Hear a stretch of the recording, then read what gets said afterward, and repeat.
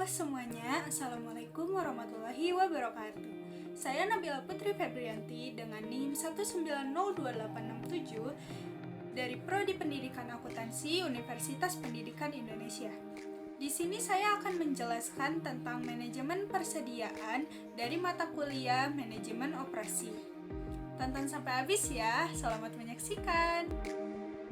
Sebelum memasuki materi manajemen persediaan, saya akan menjelaskan tentang persediaan. Persediaan adalah barang yang dimiliki dan disimpan oleh perusahaan, baik itu barang yang akan dijual maupun barang yang sedang dalam proses produksi, yang meliputi bahan baku, barang setengah jadi, maupun barang jadi.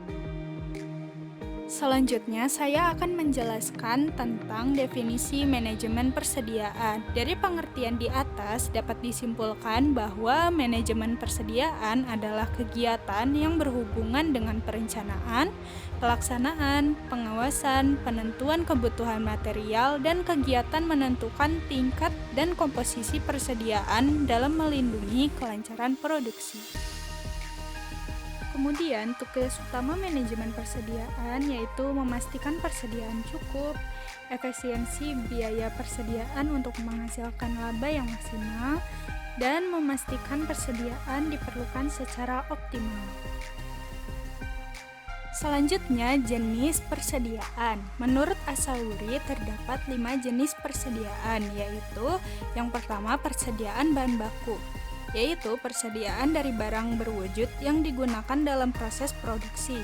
Yang kedua, persediaan bagian produk, yaitu persediaan barang yang terdiri dari part atau bagian yang diterima dari perusahaan lain, yang dapat secara langsung di-assembling dengan part lain tanpa melalui proses produksi sebelumnya. Kemudian yang ketiga, persediaan bahan-bahan pembantu atau barang perlengkapan, yaitu persediaan barang atau bahan yang diperlihatkan dalam proses produksi untuk membantu berhasilnya produksi, tetapi tidak merupakan bagian atau komponen dari barang jadi.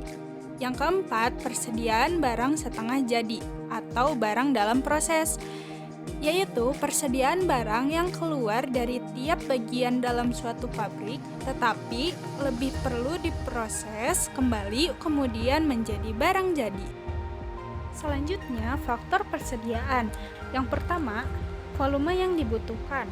Yang kedua, volume produksi yang direncanakan. Yang ketiga, besar pembelian bahan mentah. Yang keempat, estimasi. Kemudian yang kelima, peraturan-peraturan pemerintah yang menyangkut persediaan material. Yang keenam, harga pembelian bahan mentah. Yang ketujuh, biaya penyimpanan dan resiko penyimpanan di gudang. Yang kedelapan, tingkat kecepatan material menjadi rusak atau turun kualitasnya. Kemudian, menurut Prawi Rosentono, faktor yang mempengaruhi jumlah persediaan bahan baku terdapat dari 4 faktor. Yang pertama, perkiraan pemakaian bahan baku.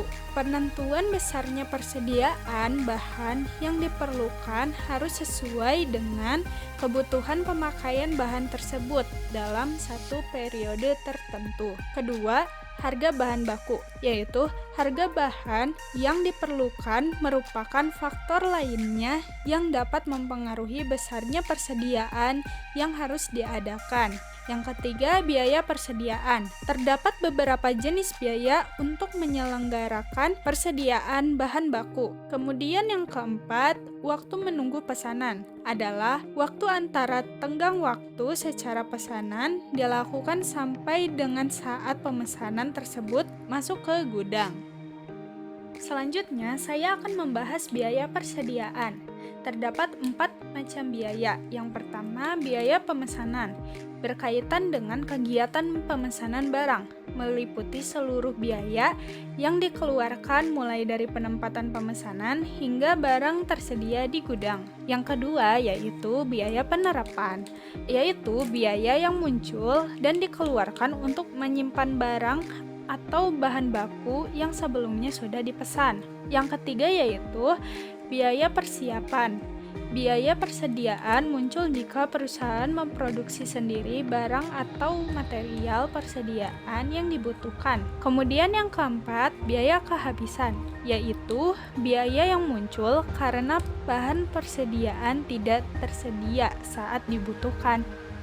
Selanjutnya, saya akan membahas pendekatan metode manajemen persediaan. Yang pertama, metode EOQ atau Economic Order Quantity.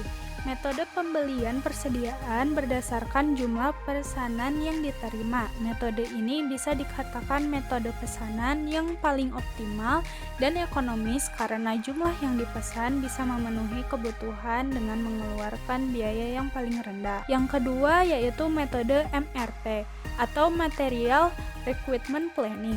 Metode ini metode perencanaan dan pengendalian persediaan untuk menjamin material atau bahan baku selalu tersedia untuk memenuhi kebutuhan. Kemudian yang ketiga yaitu metode JIT atau Just in Time. Metode ini mengusahakan perusahaan tidak menyetok atau memiliki persediaan sehingga perusahaan tidak menanggung biaya persediaan.